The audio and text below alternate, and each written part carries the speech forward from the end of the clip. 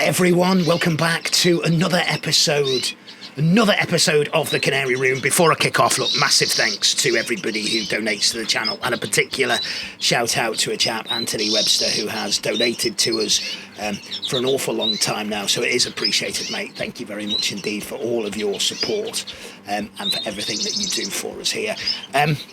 If you're able to, on the homepage of the YouTube channel, there's a little donate button.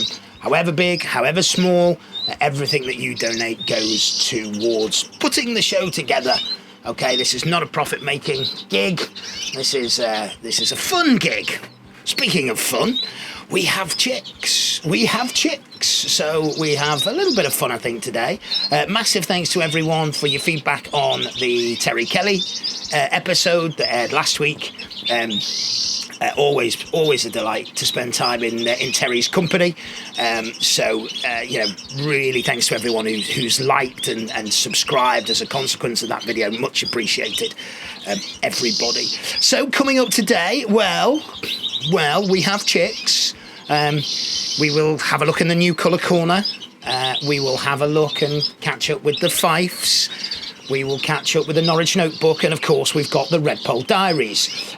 So we've got lots of good news and a little bit of bad news to report on today. So you know what to do, everyone.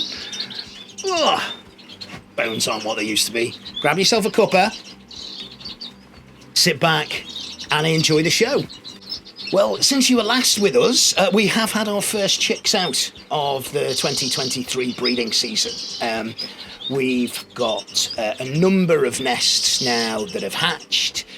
We've got some more nests to set, and we've got hens laying again. So when we look at the Fifes in the room, the vast majority of the Fife hens have now laid. Now I say the vast majority. There are 3 Fife hens who are yet to lay. And regular viewers to the show won't be surprised to know that the 3 Fife hens that are yet to lay are also the 3 Fife hens that didn't lay last year, and one of those Fife hens that didn't lay the year before. So there are 3 Fife hens that are still to lay. Now, what I've said in previous episodes of the show is, with this first round, what I've done is I've let the birds sit, and in the majority of instances I haven't checked the eggs for fertility. Relatively early on, I was certainly later by my own time in starting this year, so I have let the hens sit irregardless of whether those eggs are full.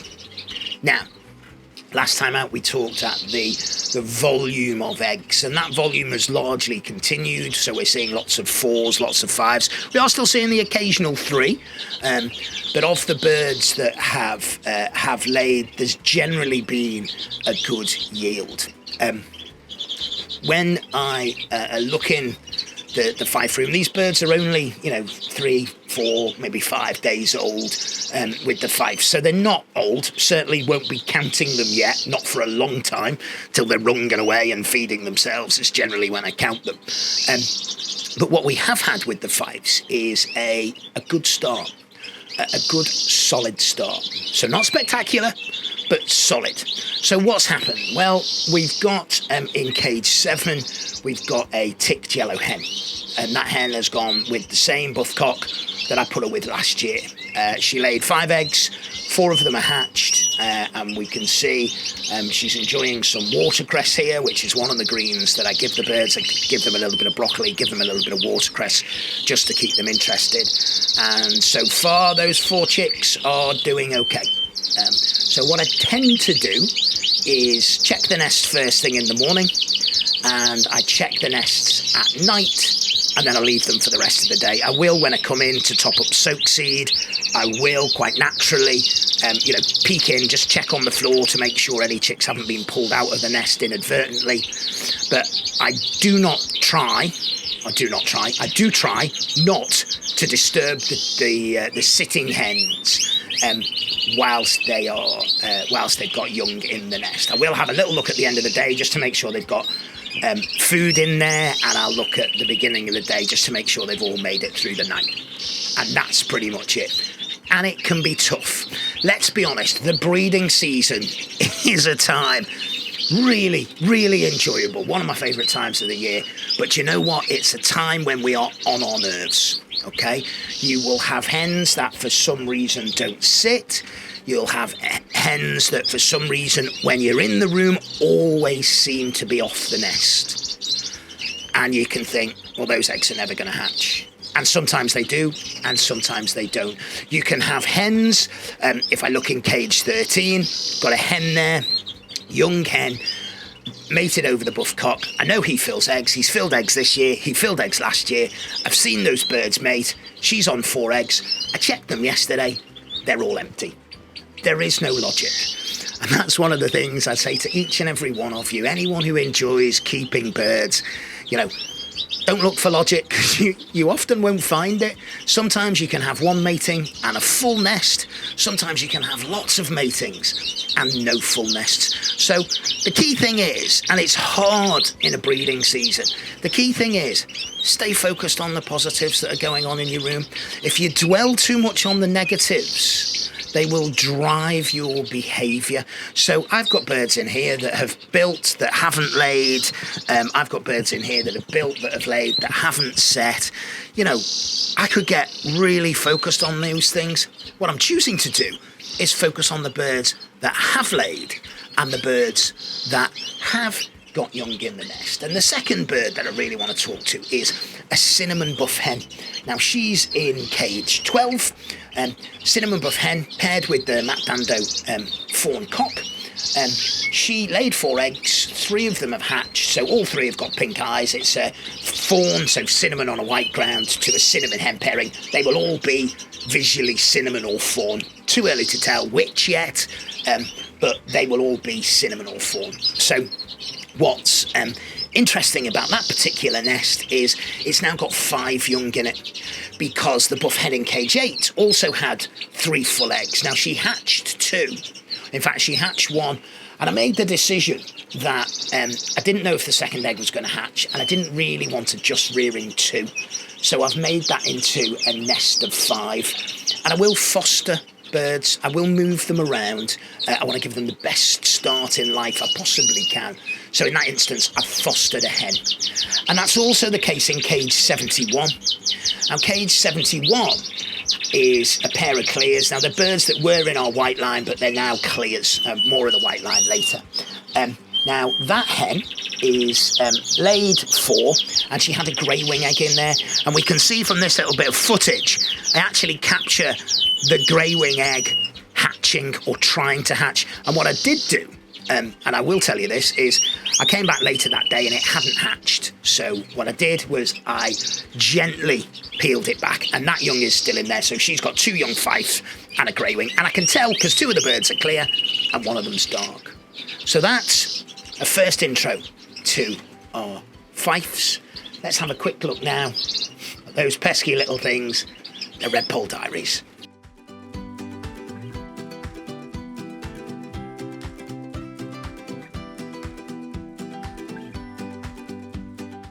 So it's still relatively early with the Redpolls, and pleased to report that we have our first Redpoll eggs. So we have a pair of pieds from Kenny Masterman here, built a lovely nest. The hen's laid 5 eggs. She started incubating on day 4.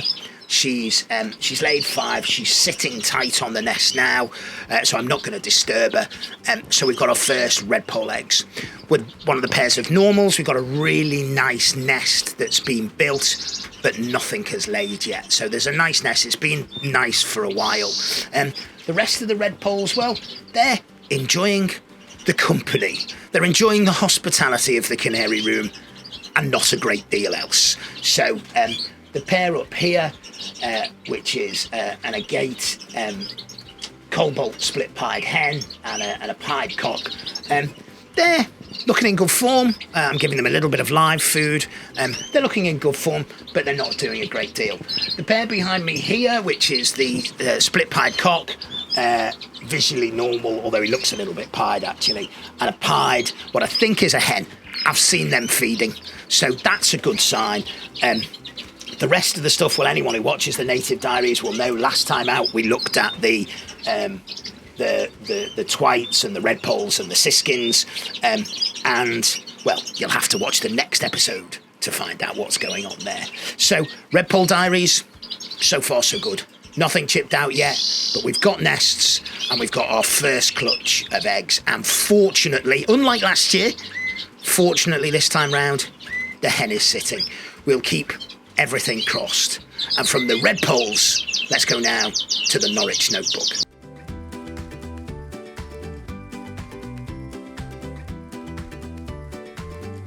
So, the Norwich Notebook. Well, we've seen matings and we've got eggs. Now, the hen in cage 61 was one of the first hens to go down, so that laid very quickly. I'm not sure those eggs are full. They're set under a couple of different feeder birds, and I think, I've checked them, I think they're both empty, which is a shame, but I'm letting her sit. The hen behind me in cage 59, she's been mated as well. She's laid a second egg today. So I'm hopeful that those eggs are full. In cage 63, I've got another hen down with a white cock bird. I think those eggs are full. They're set under, again, another fife, actually. So I think those eggs are full. So, and the hen in cage 67 has just started building. Now I'm running a cock in with her and they're fighting a little bit. She's starting to squat for him though, so hopefully they'll be full. If and when she lays. The feeders are interesting. The Norwich Cross feeders, red feeders are interesting. One pair, again, built up but not laid. The other pair laid 5 eggs. They've been together, but they're empty. Their eggs are empty. So that's okay. They're sitting at the moment. They're not sitting on their own eggs. They're sitting on a number of other eggs. So Norwich-wise, you know, we're looking to get into double figures this year. Essentially, we've obviously got the mules and hybrids pairs, but we've got 5 pairs of Norwich, or 5 hens of Norwich that we're looking to get young out of. So, you know, a yield of 2 or 3, hopefully will see us into double figures. So, fingers crossed for the Norwich. Let's have a little chat now about how our white line is getting on. So when it comes to our white line of fifes, well, good and bad news. You knew it was going to be, didn't you? The hen that we got from Keith, that turned out to be a hen, had 5 chicks, or 5 eggs, 5 full, 5 hatched. We lost one after a day or 2, but she's feeding very nicely 4 chicks at the moment. I think, looking at them, there's 1 white in there. I think the others are going to be lightly variegated. I think there's 1 white. I'm not 100% certain yet. The pins are just starting to break on them, so a little bit uncertain. The next cage, which is the sort of dark tail feathered hen that we got from Shane, and that only laid 3 eggs. Now, I checked them yesterday, and only 1 of them is full. So what I will do over this weekend is I'll move things around and I'll lift her and I'll put her down again. So that pair is laying, that pair is filling eggs, which is good. But one chick isn't. It's very hard for a bird to rear 1. They will do it, but they generally get a little bit bored, and so you end up yourself, you're topping it up. And at this stage of the season, you know, we've got other birds that we can move around, so we should be able to be okay with that. And then the third hen, which the sort of third pair in the white line, if you like, was a variegated buff hen from Gerald and the white cock. Now, that hen laid 2 eggs and then went off, and we lost her, unfortunately. And the white cock had been with a variegated yellow hen who was sat on 5 eggs, and none of those eggs were full. Now, they had mated, but none of the eggs were full. She has been with him again for another week. She's laid a couple of eggs now. I've seen them mating on the nest, so I know they've mated. So fingers crossed, when this nest comes through, these should be full. And so sort of steady start, key is to get as many visual whites as possible. So now we've got essentially 3 pairs of fifes that we can get visual whites from. Of course, it's not just the fifes that we can get visual whites from, it's also the borders. And quite amusingly, the border hen has got a lovely nest pan in the front of a cage which she doesn't want to use. So she built a nest in the corner and I put a nest pan in there, and she's laid 2 eggs now. So she's starting to sit quite tightly. So she's laid 2 eggs. Hopefully, she might lay 1 more, maybe 2 more, and then I'll look to foster them away somewhere else. I will put pot eggs under her just to keep her incubating, and then I will lift her again. So white line, not bad. Not bad start. Not bad to report progress-wise, thankfully. Also not bad, although a little bit frustrating, is the new colours.